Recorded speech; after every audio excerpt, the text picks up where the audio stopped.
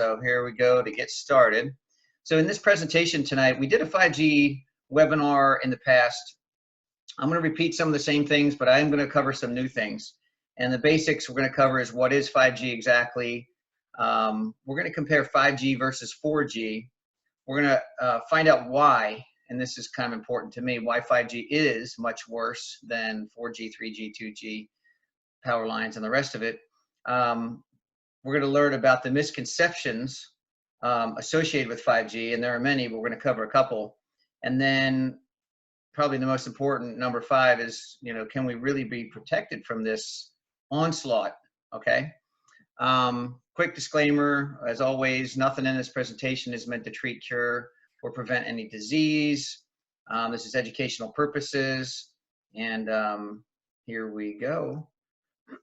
So what is 5G? Well, 5G is basically an EMF, electromagnetic frequency radiation. Okay, radiation comes from power lines, which can be 60 waves per second. If you look at the top here, we have 60 hertz or 60 waves per second. That's 60 oscillations per second. All EMFs, all radiation has photons that travel light speed, but on their travels, they have forces, electric and magnetic forces to be exact, that are oscillating at a certain frequency. Electricity is at 60. What they call dirty electricity is 100 to 100,000. Microwave range, which is kind of the key, that's where we're going to do most of our focus. That's where most of the man-made problems are coming from. Goes from 300 million up to 300 billion waves per second. And just a little FYI, sunlight is way higher than that. And there's a reason that I mentioned that. We're not afraid to walk out in the sun, but sunlight is actually 390 to 770 billion. So it's basically hundreds of times higher than microwaves, okay, just the frequency itself. And then you have way above that, many trillions of waves per second would be an X-ray or gamma ray. When you get to the X-ray and gamma ray, you have direct damage, okay? Those can rip electrons off atoms. They do direct damage to DNA. They do direct damage to us. So the only way that we can prevent being harmed from the X-ray and the gamma ray, in my opinion, is to block it, to not have it, okay?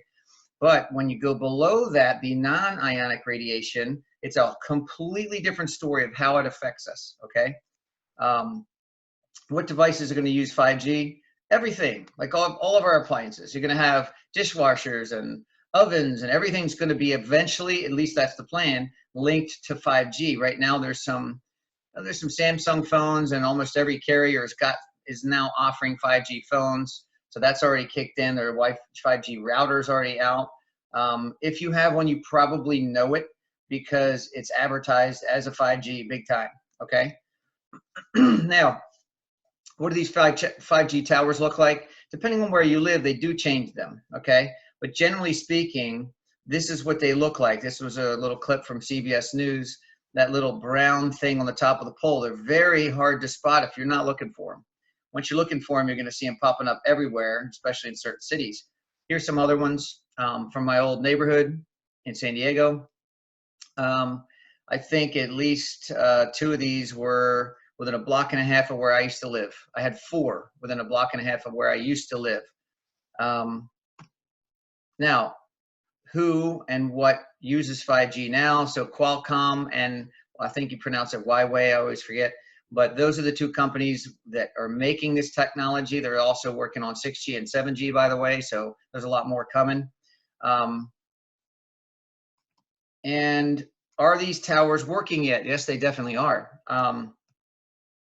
I would say that even if your city, you're not seeing 5G pop up on your phone, it's probably because your phone doesn't have 5G, and they're testing these out a long time before they're actually even offering them to the public. And I know that Verizon and AT&T and Sprint, they all have 5G towers out there now. If you go to our website, by the way, you can find, we just relaunched our website. I'll try to put it up on our website again in a couple of days. But we had an article, and we hopefully will have it again in our blog, that has all of the cities that have already launched 5G, but you can count on, unless you're in the country, you probably either already have it or they're in the process of putting them up, most likely. So what's 5G used for? I know there's a lot of conspiracies out there about what it can be, how it can harm us. And it's not just conspiracies. There's a lot of studies and facts too behind that. But there's a lot of good. So I'm not going to sit here and tell you that all this technology is bad. When you're able to transfer a lot of information in a short amount of time, I love having internet on my phone. I love giving you a webinar on my laptop right now. I can never do this without the technology that I'm about to say can harm you so bad. So if I didn't believe I could fix it, you can bet I would not own a cell phone and I would be plugged into everything on the internet for sure. But there's some neat things that are possible if we can implement 5G and really make it safe for people. Then we could have the best of both worlds, and that's really my goal. But doctors can work in South Carolina, where I am, on a patient in LA and do a precision surgery, for instance, and using 5G, and it's just amazing. So there's all kinds of neat technological things going to be coming along with 5G, not just the bad stuff that we're hearing about. But I'm going to focus more on, like, hey, what we got to watch out for here. So 5G versus 4G and other EMFs. This is a good little chart I found, if I can get it working here. Just to let you know the difference between 2G, 3G, 4G, 5G. On the grand spectrum of electromagnetic frequency radiation, where we got power lines, which are way below radio waves there. You get the microwaves all the way to the left here almost. And this is where 2G, 3G, 4G is right here, okay, where that phone is. But you go way up the spectrum to infrared, visible light, ultralight, X-ray. So there's a gigantic spectrum, okay? And by the way, that 2.4 that it kind of shows up in this video, that's your microwave oven. But 5G is not that much different than 4G when you look at the spectrum. So I want to, let's see if I got this right. Okay, what causes an EMF to become harmful then? Because if the amplitude, well, I just want to back up a step before we get into more 5G. So amplitude, I should better word that as the amount of radiation, okay? Everybody, the typical scientists, the typical quote unquote 5G experts and EMF experts out there, in my opinion, a lot of those experts say amazing, amazing things, and I've learned a ton. But a lot of them are, there's a lot of misinformation out there. And all the experts seem to be concentrating on is the amplitude, which is how much radiation there is, and what frequency there is, okay? And if that's all you focus on, they basically say higher frequencies are worse, and they say more radiation is worse, okay? If that's true, if that's all there is about to know about radiation, which is ridiculous because there's a lot more to know, and that's all they look at, then you should not walk out in the daylight, because the sun is giving you about the same amount, that's the amplitude of radiation, as your cell phone does, at a way, way higher frequency than 5G, 6G, 7G, 8G, 9G, whatever, okay? So if we're just talking about amplitude and frequency, then you would go walk outside and have the same problems. That is not the case, okay? That's called unpolarized radiation. Most of man-made is polarized. It's more chaotic in various ways. It's got jagged basic edges on it. It's pulsing. It's got a lot of things that are wrong with most of man-made's EMFs. So what I'm telling you is all EMFs are not created equal. And if you just look at those two factors, you completely miss the boat about what's going on. So what is causing the problem with EMFs? And we're going to tell you this is subatomic chaos. I'm going to back up another step. So when you microwave your food, you're using 2.45 billion waves a second, or gigahertz. That frequency is pretty good at generically oscillating the molecules in water, salt, and a mixture of things that generally are in food. So it shakes and vibrates the molecules. Simply put, we call that subatomic chaos. That shaking and vibrating is theorized to be the missing link on how we're getting affected by these EMFs. What causes subatomic chaos? This whole list of things I started going over a minute ago. There's a lot of stuff that happens when photons are flying at light speed, smashing into other subatomic particles at light speed, oscillating with all these random forces and so on. So amplitude and frequency we just covered, that's basically icing on the cake. If there's no cake, there's no icing, okay? So if it's a bigger amplitude and a higher frequency, if it's already bad radiation, so to speak, then it's worse with amplitude and frequency going up. But if it's not bad radiation, like the sunshine is not going to do the same thing as your router would, you have ultraviolet light, you have different factors. But if you have radiation that doesn't start out bad, like there's no problem, there is no icing, there's no cake. In other words, it doesn't matter the amplitude and frequency, at least not until you get to ionic radiation or X-rays. So this is a very quick lesson. We don't have time to cover this, but this is a diagram that was made by Dr. Martin Pall at Washington State University. It was a discovery 8 years ago, approximately, about how an EMF shakes and vibrates molecules, and it causes a little sensor on our cells to basically be agitated and open a door on your cell membrane, which lets in all the double ion calcium molecules floating by your cell can now fly in. That causes increase in nitric oxide. That causes too many free radicals. This can lead to the DNA damage. This is the domino effect. Now, Dr. Martin Pall did not add this subatomic chaos part. We did. This is our missing link to this, to make the whole theory put together. The neat thing, and I don't have time to get into this too much, the neat thing about this little theory here is all the Swiss cheese holes that are in so many people's theories about how EMFs work all make sense when you look at the subatomic chaos as a theory. And it's quite more than a theory to me because I'm in the process of proving all this stuff. Now, why is this key to us? Because if you're not addressing the root cause of how biologically we may react to EMFs, which we believe is the subatomic chaos, then you've completely missed the boat. And that's what a lot of solutions out there are doing. Now, why is 5G so much worse than 4G? Because it is. Is it the frequency going higher? A little bit. But the problem is the frequency is barely higher than 4G. You're not talking a big difference. On the scale, you're talking about going from 5 billion waves a second up to, I believe Verizon is the highest frequency so far in the 5G range, which is 38 billion waves a second. Sounds like a big increase, but when you look at the spectrum that we're being exposed to radiation in the world, that's a tiny blip on the spectrum, okay? It's such a small difference. It is making a little bit of more difference, but that's not the problem. Here's the problem. The amount of radiation is going insanely skyrocketing. Here's why. We have to be very close to these 5G towers. The signal doesn't clearly travel very well past 1,000 feet. So they have to put these towers all over the place. Everybody's going to have a house, like my old one in San Diego. It's going to have 3, 4, 5 cell towers on their street, okay? That's going to make this skyrocket. Not to mention you have low orbit 5G satellites that are already up there, and they're going up constantly. There's plans for well over 20,000 of these suckers to spray the earth. They're already doing it.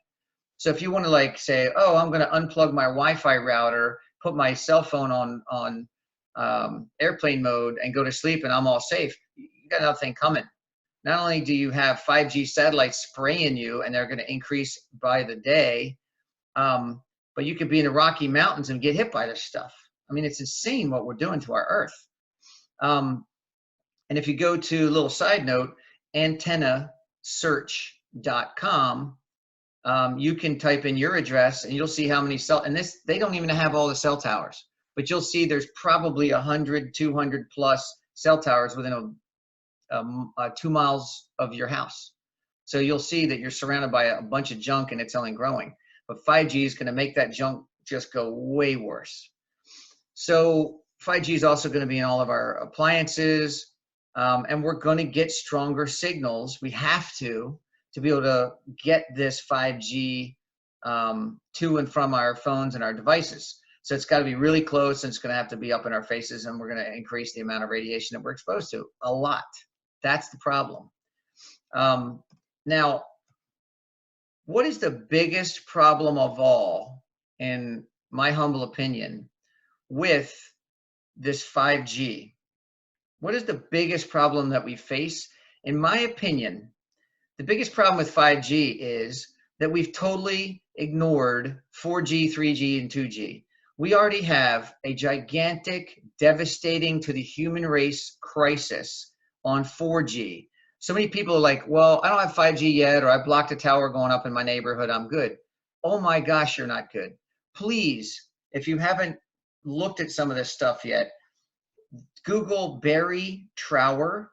That's, I believe, Berrie and Trower.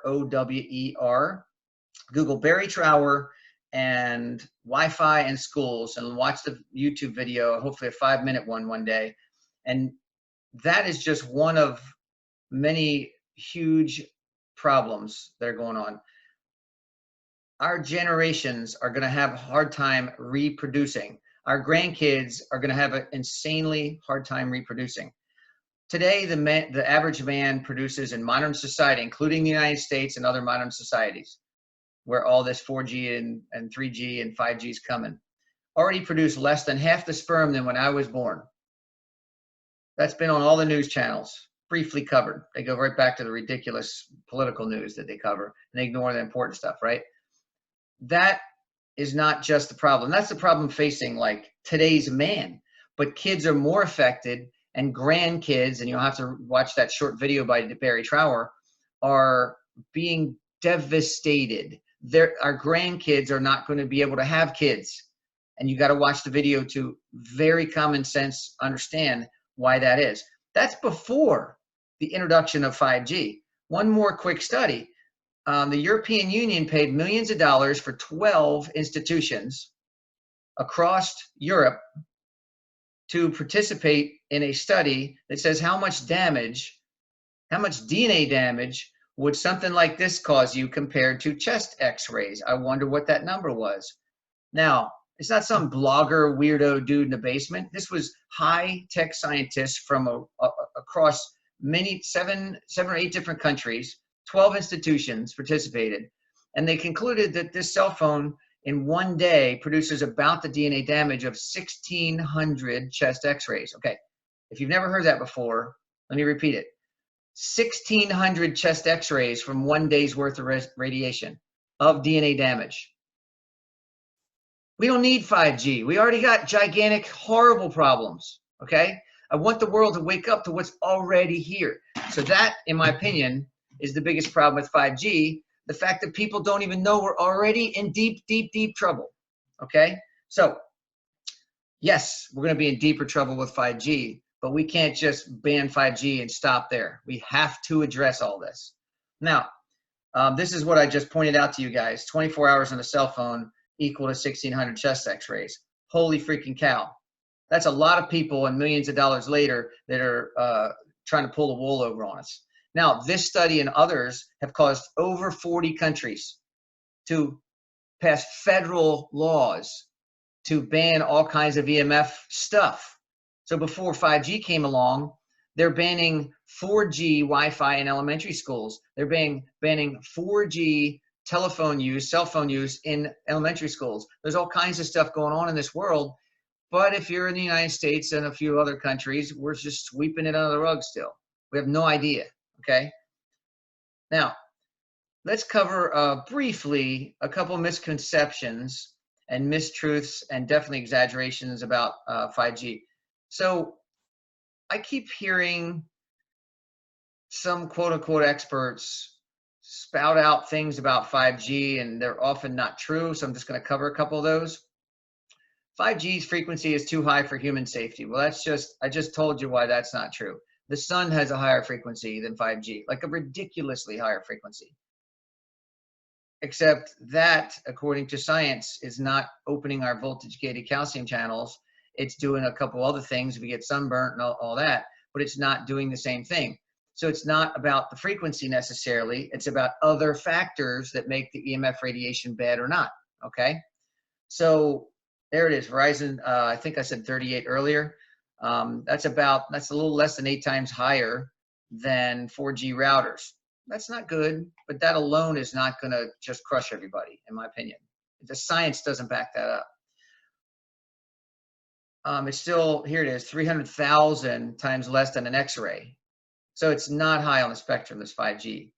And I already talked about the sunlight, 5G versus sunlight. 5G is a joke, like a way lower. So again, not to beat that dead horse, but that blows out the idea that frequency alone is the problem. It's just not. And then some people say, well, the wave is a millimeter wave. It's too short for human safety and blah, blah, blah. Well, here's just a look at 5G versus 4G. 4G internet on your router today is the 6 centimeter wavelength, and at 25 gigahertz, which most 5G today is less than, except for like Verizon having one above that, is a little bit smaller wavelength. I don't scientifically see this being a gigantic jump in the problem. Again, I think the problem is the huge increase in the radiation. Another like misconception is that it doesn't travel far, and energy doesn't disappear. We can't just disappear energy. We can transfer it into a different form. And if you follow some of our other webinars, we explain to you that the EMF itself can't directly hurt your DNA. Who says that? Every physicist you will ever meet who knows anything about EMFs will say that. That's why most of them don't even believe EMFs can harm you. But they don't know biology.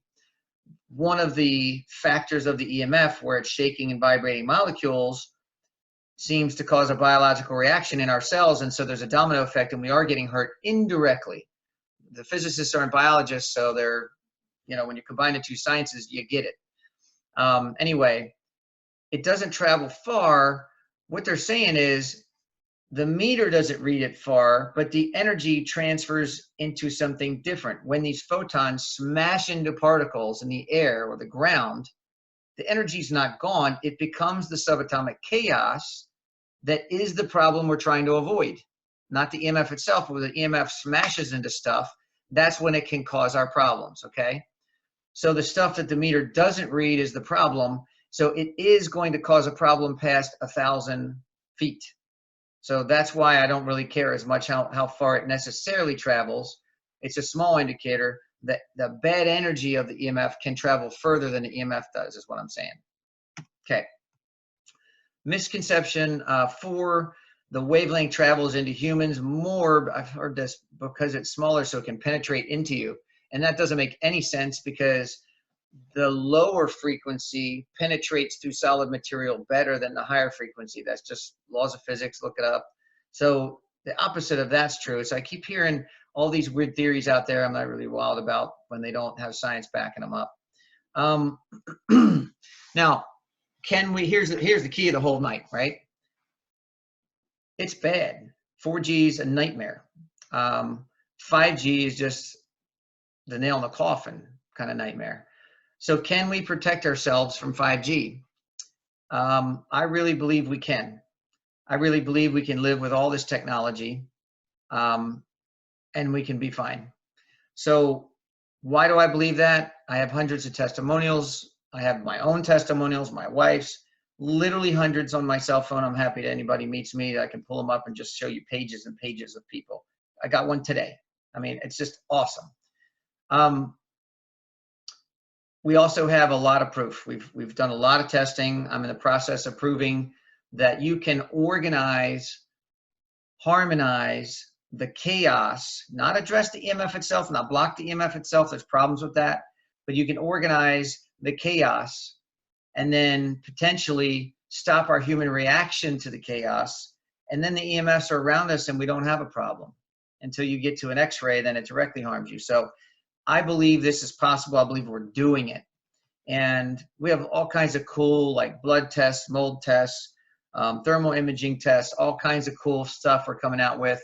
I have some more cool stuff planned. And when I get to a certain level, my big goal, knock on wood, would be to work with the cell companies and with the cell tower making companies and with them to fix it. I'm not against people going out and trying to ban 5G. Go for it. You're raising awareness. I think it's wonderful. We need that so that people can do one of two things. Either we ban the darn stuff or we fix the darn stuff, and I'm on the fix it side.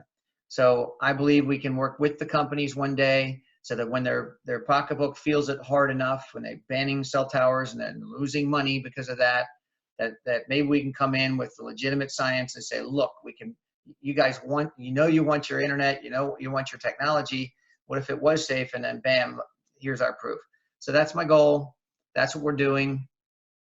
Here's just one of, many experiments. This is a lady that came in, and we've done this a lot of times, and some of our reps may be on this call that got it done on their own outside of us and found the same results. And they said, can I be your rep?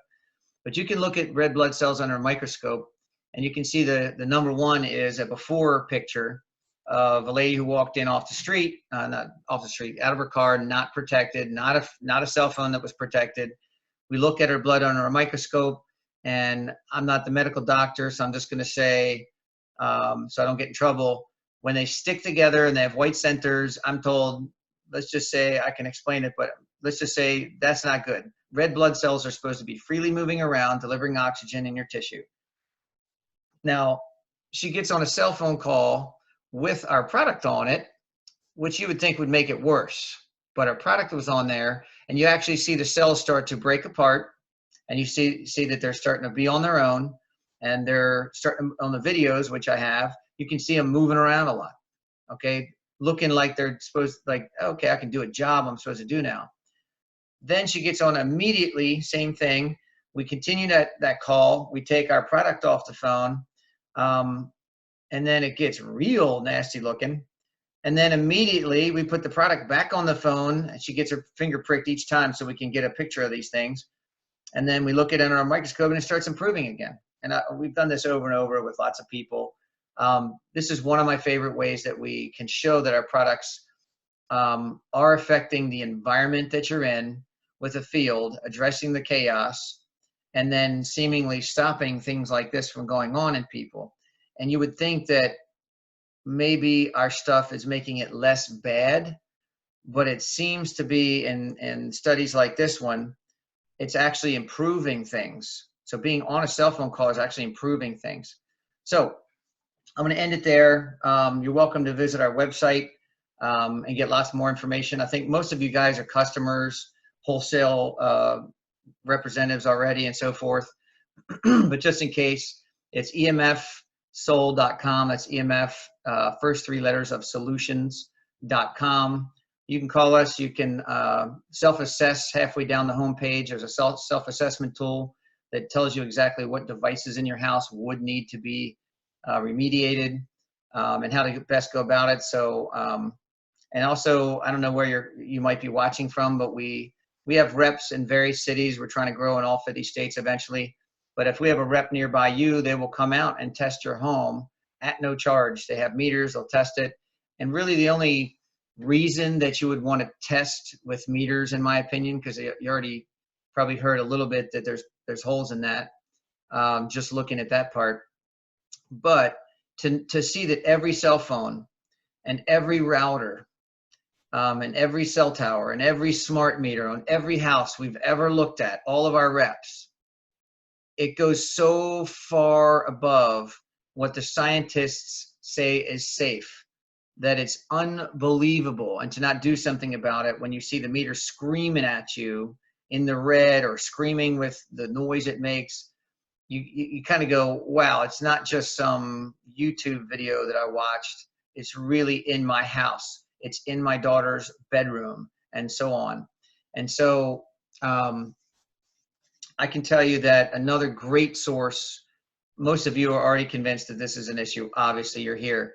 But a great source for you convincing family members or friends that you care about that this problem, you need to wake up to this problem. Send them to the bioinitiative.org. That's bio, the word initiative.org. And I would go /conclusions. If you can do all that on one website, you're going to find a place where over 3,000 studies, I think in that conclusions one is about almost 2,000 studies, all summarized for you by scientists and environmental groups from all different countries around the world that belong to this group, that don't sell anything. They don't make any money off of this. They have no agenda. They're not funded by anybody with any agenda one way or another. And if they were, there's no money being made in telling you this is harmful by a scientist, trust me. But you're going to get scientific data with no agenda, and they're going to tell you it's lowering melatonin production.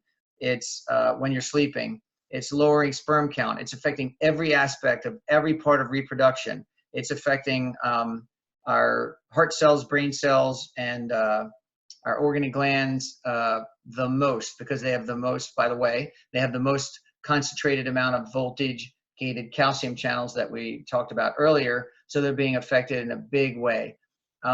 Immune system issues, sleep problems, energy problems, concentration problems, all kinds of cancers that they talk about. So most people think, oh gosh, I'm tired. I get 8 hours of sleep and I wake up tired. I must just be getting old. You know, I'm having a hard time concentrating. I need more coffee. No, EMFs, it's amazing. When we see people properly fix their EMFs, it's amazing. Half the sleep problems go away or more. So many of these other issues. Anyway, I could go on all night, but I will end it there.